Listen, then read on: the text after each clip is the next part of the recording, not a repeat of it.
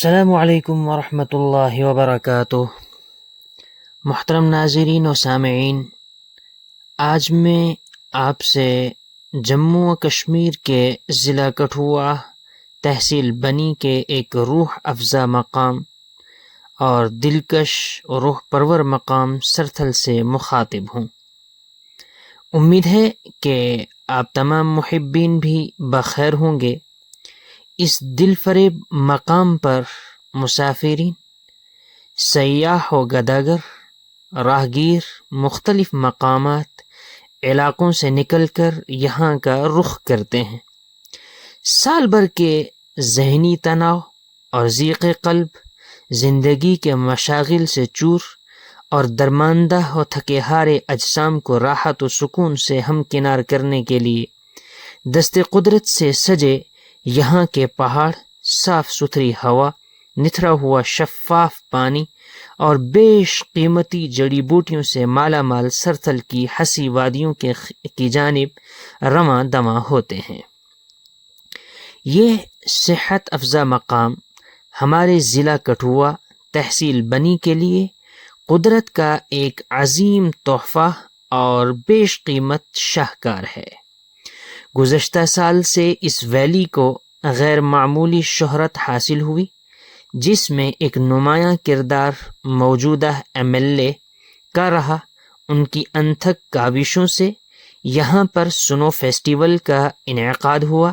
جسے social media پر بے انتہا پذیرائی اور مقبولیت حاصل ہوئی، جبکہ ایک غیر معروف جگہ ہونے کے ساتھ ساتھ اسے حکومت کی بے توجہی کا شرف بھی حاصل رہا اور ابھی بھی ہے۔ حال فی الحال میں سڑک بمشکل سانس لینے کے قابل ہوئی، ورنہ اس سے پہلے کی سڑک اور اس پر چلنے والی گاڑیاں ہمہ وقت حکومت وقت کے لیے ماتم کنا رہتی تھیں، جس کی وجہ سے سیاحوں کا یہاں کی جانب رخ کرنے اور ان کا میلان یہاں کی جانب ندارت تھا۔ اس بے حد حسین وادی کا تاج یہی ایک وسیع ترین میدان ہے، جسے میں اس وادی کا جھومر بھی کہوں تو بجا ہوگا، جو ابھی تلک حکومت کی بے توجہی کا شکار ہے۔ کرپشن کی ماردہاڑ کی JCB نے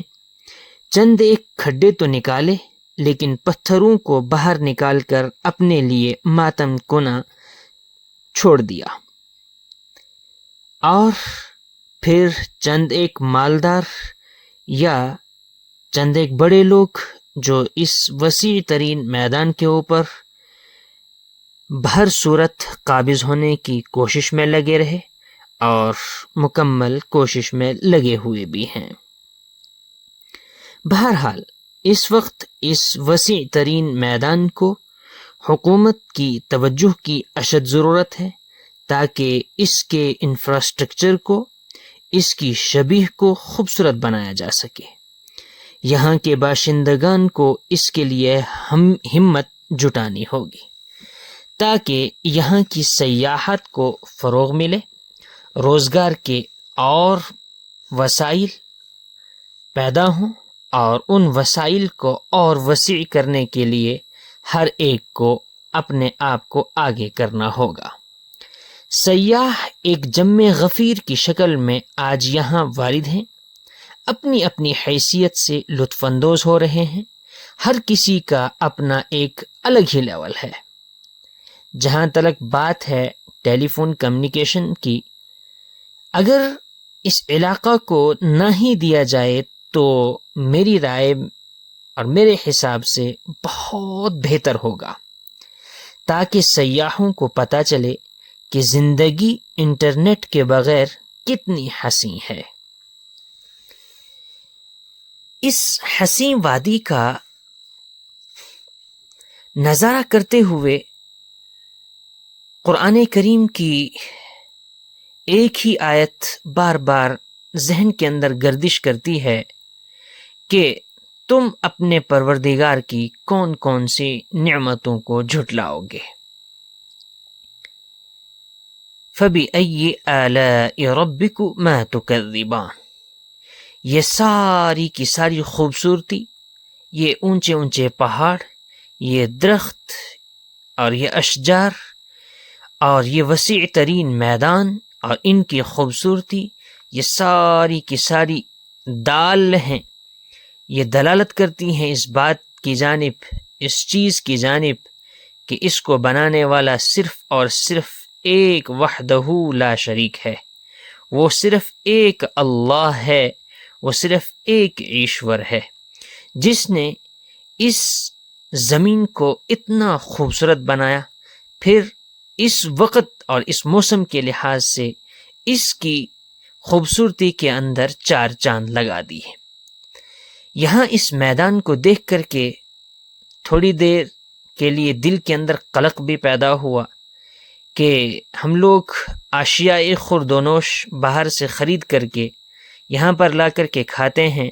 لیکن پھر اس کے کاغذات وغیرہ کو اسی میدان کے اندر چھوڑ دیتے ہیں،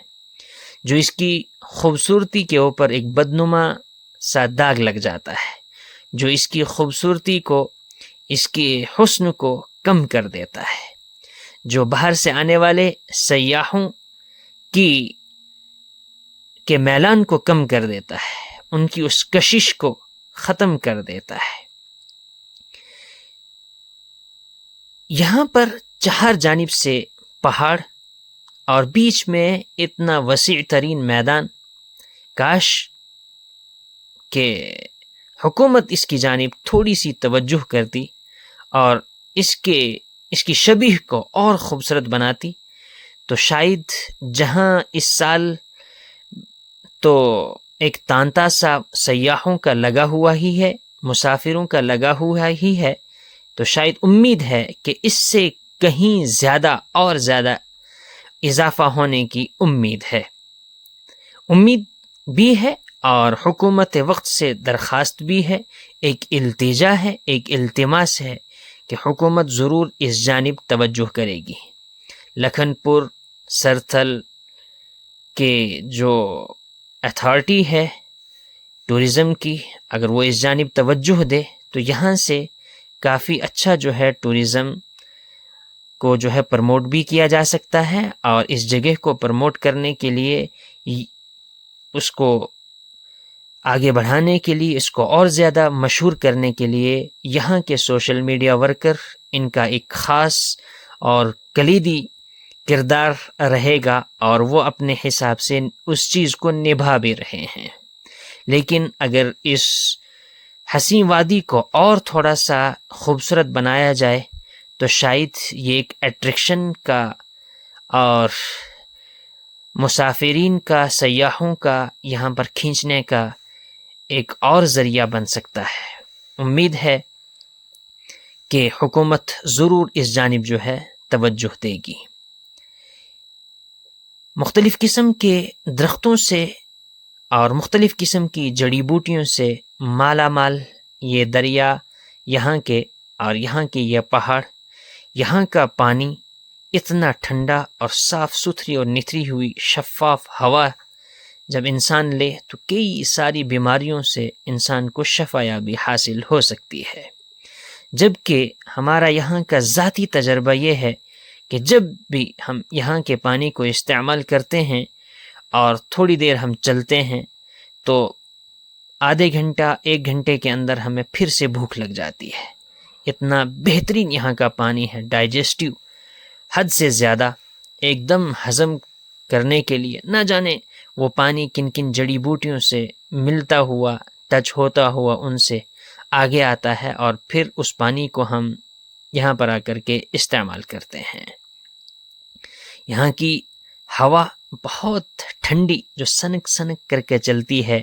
ایک دم دل کو اور جسم کو برودت اور ٹھنڈک کا احساس دلاتی ہے۔ کیا ہے وہ شہریوں کی اے سی، اور کیا ہیں شہریوں کے وہ کولر اور فین، وہ سب کے سب یہاں پر آ کر کے ہیج ہو جاتے ہیں۔ دل کو ایک عجب سا سکون سا ملتا ہے، اور پروردگار کے ان قدرتی شاہکاروں کو دیکھ کر کے دل باغ باغ ہو جاتا ہے، اور دل جو ہے ان حسین وادیوں کے اوپر فریفتہ ہو جاتا ہے۔ انسان سوچتا ہے کہ یہیں کا رخ کروں۔ دیجیے اجازت، انہی الفاظ کے ساتھ ملتے ہیں کسی اور نئی ویڈیو